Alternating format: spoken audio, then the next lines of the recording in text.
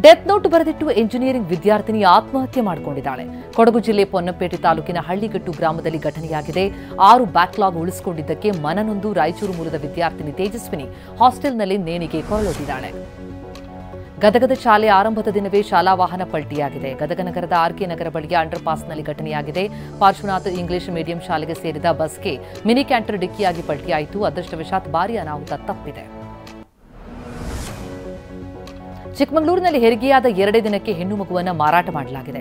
ಎನ್ಆರ್ಪುರ ತಾಲೂಕಿನ ಕೊಪ್ಪ ಸರ್ಕಾರಿ ಆಸ್ಪತ್ರೆಯಲ್ಲಿ ರತ್ನ ಎನ್ನುವರಿಗೆ ಹೆರಿಗೆಯಾಯಿತು. 1 ಲಕ್ಷ ರೂಪಾಯಿಗೆ ಮಗು ಮಾರಾಟ ಆಯಿತು.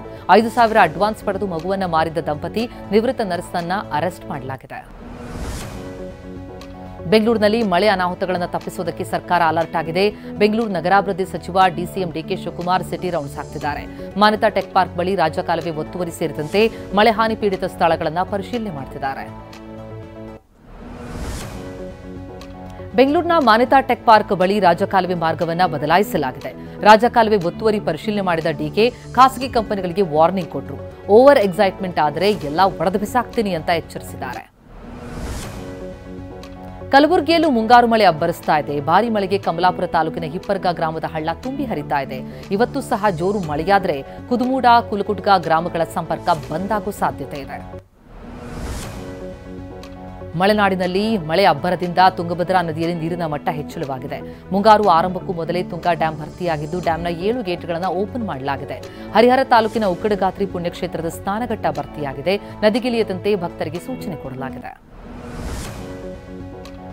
ಚಿಕ್ಕಮಗಳೂರಿನ ಮಲೆನಾಡು ಭಾಗದಲ್ಲಿ ಮಳೆಯ ಆರ್ಭಟ ಮುಂದುವರೆದಿದ್ದು ಕೊಪ್ಪ ತಾಲೂಕಿನ ಬಸರಿಕಟ್ಟೆಯಲ್ಲಿ ಮನೆಯೊಂದಕ್ಕೆ ಹಾನಿಯಾಗಿದೆ. ಮಳೆಗಾಳಿಗೆ ಬೃಹತ್ ಮರ ಬಿದ್ದು ಕೃಷ್ಣ ಎಂಬುವರ ಮನೆಗೆ ಹಾನಿಯಾಗಿದೆ. ಚಿಕ್ಕಮಗಳೂರಿನ ಚಾರ್ಮಡಿ ಘಾಟ್ನಲ್ಲಿ ಪ್ರವಾಸಿಗರ ಹುಚ್ಚಾಟ ಮುಂದುವರೆದಿದ್ದು ಕೃತಕ ಜಲಪಾತಗಳ ಬಳಿ ಮೋಜು ಮಸ್ತಿ ಮಾಡ್ತಿದ್ದಾರೆ. ಜಲಪಾತದಲ್ಲಿ ಸ್ನಾನ ಮಾಡ್ತಾ ಇದ್ದ ಪ್ರವಾಸಿಗರನ್ನ ಪೊಲೀಸರು ತರಾಟೆಗೆ ತೆಗೆದುಕೊಂಡರು. ಸಚಿವ ರಾಜಣ್ಣಗೆ ಹನಿ ಟ್ರ್ಯಾಪ್ ಮಾಡಿದ ಆರೋಪ ಪ್ರಕರಣದ ಅಂತಿಮ ತನಿಖಾ ವರದಿ ಸಲ್ಲಿಕೆಯಾಗಿದೆ. ಸಿಐಡಿ ಅಧಿಕಾರಿಗಳು ಡಿಜಿಐಜಿಪಿಗೆ ವಿಚಾರಣೆ ಮುಕ್ತಾಯದ ವರದಿ ಸಲ್ಲಿಸಿದ್ದಾರೆ.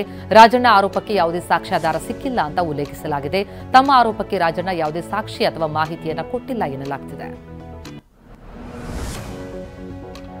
ಡಾರ್ಕ್ ಪ್ಯಾಟರ್ನ್ಸ್ ವಿರುದ್ಧ ಕ್ರಮಕ್ಕೆ ಕೇಂದ್ರ ಸರ್ಕಾರ ಮುಂದಾಗಿದೆ. ಗ್ರಾಹಕರನ್ನ ಯಾಮಾರಿಸಿ ಲಾಭ ಮಾಡಿಕೊಳ್ಳಲು ಬಳಸುವ ಡಾರ್ಕ್ ಪ್ಯಾಟರ್ನ್ಸ್ ತಡೆಗೆ ಸರ್ಕಾರ ಮಾರ್ಗಸೂಚಿ ಜಾರಿಗೆ ತಂದಿದೆ. ಒಂದು ವೇಳೆ ಈ ಮಾರ್ಗಸೂಚಿಯನ್ನು ಕಾಮರ್ಸ್ ಕಂಪನಿಗಳು ಪಾಲಿಸದೇ ಹೋದರೆ ಕ್ರಮ ಕೈಗೊಳ್ಳಲಾಗುವುದು ಅಂತ ಕೇಂದ್ರ ಗ್ರಾಹಕ ವ್ಯವಹಾರಗಳ ಸಚಿವ ಪ್ರಹ್ಲಾದ್ ಜೋಶಿ ಎಚ್ಚರಿಸಿದ್ದಾರೆ. ಜಮ್ಮು ಕಾಶ್ಮೀರದಲ್ಲಿ ಉಗ್ರ ನಿಗ್ರಹ ಕಾರ್ಯಾಚರಣೆ ಮುಂದುವರೆದಿದೆ. ಶೋಫಿಯಾನ್ನಲ್ಲಿ ಪೊಲೀಸರು ಮತ್ತು 178 ಸಿಆರ್ಪಿಎಫ್ ನಡೆಸಿದಂತಹ ಜಂಟಿ ಕಾರ್ಯಾಚರಣೆಯಲ್ಲಿ ಭದ್ರತಾ ಪಡೆಗಳು 2 ಭಯೋತ್ಪಾದಕರನ್ನು ಬಂಧಿಸಿದ್ದಾರೆ. ಭಯೋತ್ಪಾದಕರಿಂದ AK-56 ರೈಫಲ್ಸ್, ಹ್ಯಾಂಡ್ ಗ್ರೆನೇಡ್ ಸೇರಿದಂತೆ ಅಪಾರ ಪ್ರಮಾಣದ ಶಸ್ತ್ರಾಸ್ತ್ರಗಳನ್ನು ವಶಕ್ಕೆ ಪಡೆದಿದ್ದಾರೆ. ಅಯೋಧ್ಯೆಯ ರಾಮ ಮಂದಿರದಲ್ಲಿ 7 ಮೂರ್ತಿಗಳ ಪ್ರಾಣ ಪ್ರತಿಷ್ಠಾಪನೆಗೆ ಸಿದ್ಧತೆ ಜೋರಾಗಿ ನಡೀತಾ ಇದೆ. ಜೂನ್ 5ರಂದು ನಡೆಯಲಿರುವ ಪ್ರಾಣ ಪ್ರತಿಷ್ಠಾಪನಾ ಕಾರ್ಯಕ್ರಮಕ್ಕೆ ಐತಿಹಾಸಿಕ ಕ್ಷಣಕ್ಕೆ ಸಜ್ಜಾಗ್ತಾ ಇದೆ. ರಾಮ ಮಂದಿರದ ಮೊದಲ ಮಹಡಿಯ ಶೇಷಾವತಾರ ಮಂದಿರದಲ್ಲಿ ಲಕ್ಷ್ಮಣ ಸೇರಿ 7 ದೇಗುಲಗಳಲ್ಲಿ 7 ಮೂರ್ತಿಗಳ ಪ್ರತಿಷ್ಠಾಪನಾ ಕಾರ್ಯಕ್ರಮ ಇದಾಗಿದೆ.